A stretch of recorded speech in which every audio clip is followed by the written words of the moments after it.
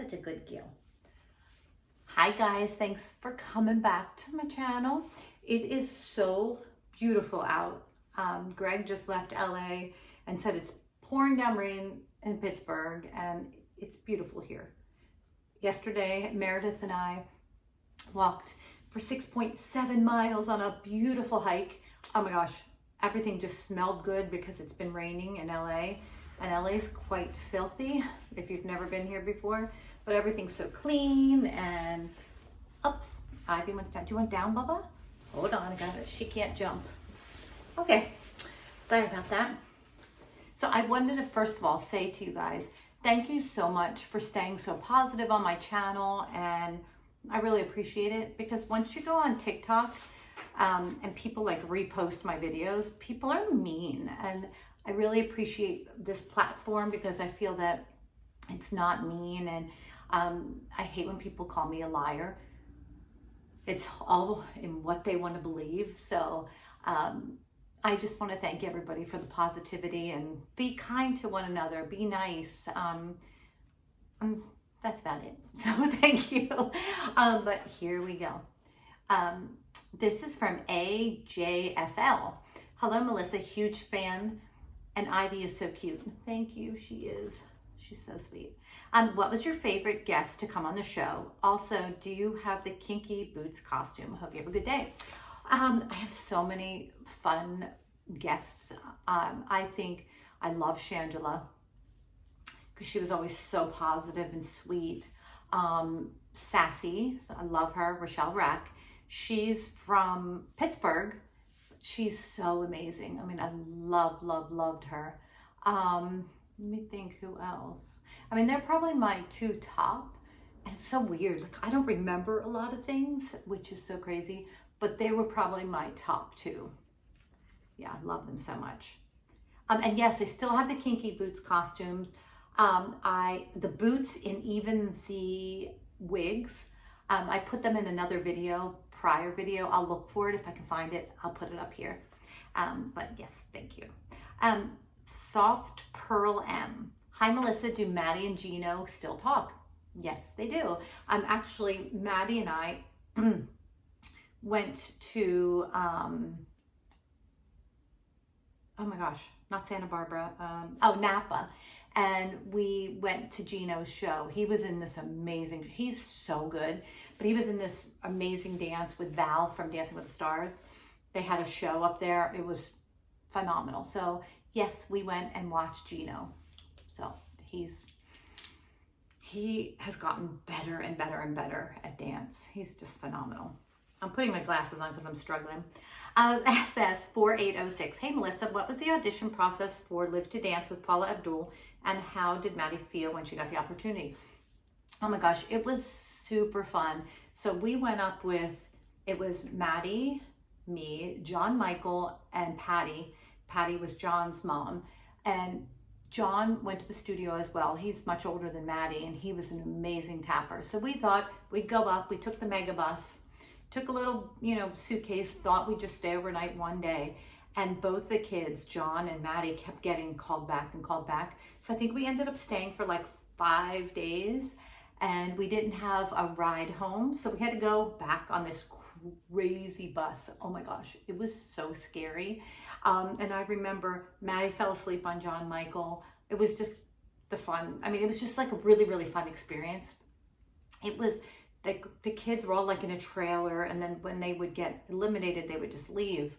But it was like a pure 100% audition process. It was like lines of kids. It was a really good experience for her, I think.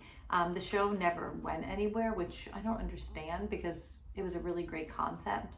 But it was a good experience, and she had a lot of fun with John. And fun fact, her and John Michael were in West Side Story, the movie, together. So that was really interesting. So that was a really great thing. Marin5290. Hey, Melissa, love your videos. Oh, thank you. Please keep them coming. Here's my question. Was the room at the end of the hallway at ALDC Pittsburgh used for, what was it used for? And was it always used for a music room or something else at some point? Love you and your girls. When we got there, my girls were like 2 and 4, and I don't remember when we first got there, but I know that Mackenzie started taking voice like for 15 minutes. I think she was like 5 or 6, and it was a music room then, but it was kind of a catch-all room too. I used to go in there and clean up, but whenever there was something extra, people would just throw it in that room. And it was a mess. There was filing cabinets, there was a lot of music in there, but there was like just junk, lots of junk. Whenever we couldn't find something, we would go in the music room. Yeah, but it was just a tiny little room. I know production used it and put a cooler in there and put drinks in there. Yeah, but it was a really, really tiny room. Preppy_Jordan 2010. Hi, Melissa. I love you so much. Oh, I love you too. I have a question. Were most of the costumes made by the moms custom made or just bought from a store? And also, how did Abby pick the costumes? Loving you and your girls. I think that it was a variety. In the first season, I believe there was a lot of custom made ones. Not really, I think. But there was like a variety, but I feel like there was a lot just bought at like Burlington and let's see where else, like TJ Maxx and Marshalls and Old Navy. But the moms made some costumes. In the beginning, we made a lot. I mean, they would just give us like booty shorts and bras and we'd have to figure something out. But we complained about that, so we didn't do a lot of costuming.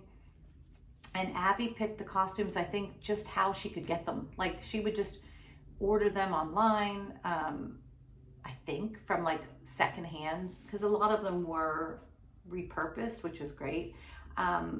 But I think that whatever she could find, that's kind of how she would costume things. Because sometimes we didn't get the costumes until, we meaning Abby, till a couple of days prior to the competition. And the girls most of the time didn't get their costumes until the day of.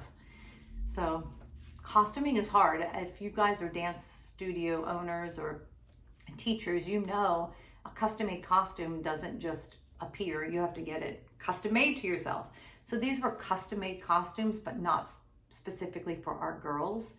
Some of them were, but at the end, like the solo costumes, I think that she just bought them off of a website, off of dance teachers. So, and I have so many, as you guys have seen in my last videos. I've kept everything that I could keep. Lauren Terry, 7982. Love your videos, Melissa. Oh, thank you. If you could adopt as many dogs as you wanted, what would be your maximum? Well, I would love to adopt as many like senior dogs as I could, but I would feel bad because I feel bad when I have Boots and Ivy. I always want to give them both the same amount of attention. So I don't know. That's a good question. I would love to have a farm with a lot of animals, dogs and cats, and I'd love to have some chickens and goats and some cows someday maybe. But I would just like to save all the puppies in the world that I can. Maybe have like an animal sanctuary and then have people come and be able to take the dogs. That's what would be fun. I would love to have tons of them though. PAYT_Leanne. Hi Melissa, I love your videos. My question is, when Kenzie was on The Masked Dancer, did she have to audition and why did she choose to be on it? Kenzie did amazing as a tulip. Love you, Maddie and Kenzie. You want to see something cute? This was Kenzie's prop. I mean, look at this. The stones on this, and I love the fact that they gave this to her, and of course she gave it to me. Look how cute. She carried this. I mean, it's so heavy. Oh, I cherish this. I love to have like little treasures of things from the girls, and this was it. She did not audition for the Tulip, the Masked Dancer. They asked her to be on it, and she chose to be on it. She thought it would be really fun, and it was super fun. It was so crazy because we knew no one around us. You weren't allowed, even me. I had to be covered, my hands, my feet, I mean, everything. So I had to wear big clothes. I had to wear all this stuff so no one knew that it was me as well, because then they could figure out it was Kenzie. But it was a really fun process. The producers and everybody that worked on the show were so amazing, and it was really, really fun. It was hard. I mean, Mackenzie was hurting by the end of the day. She had to dance with this big head. She did aerials, and I mean, I was really proud of her because it was really hard. But this is so beautiful. I love this. I'm just so happy I have it. That was a good question. Thank you.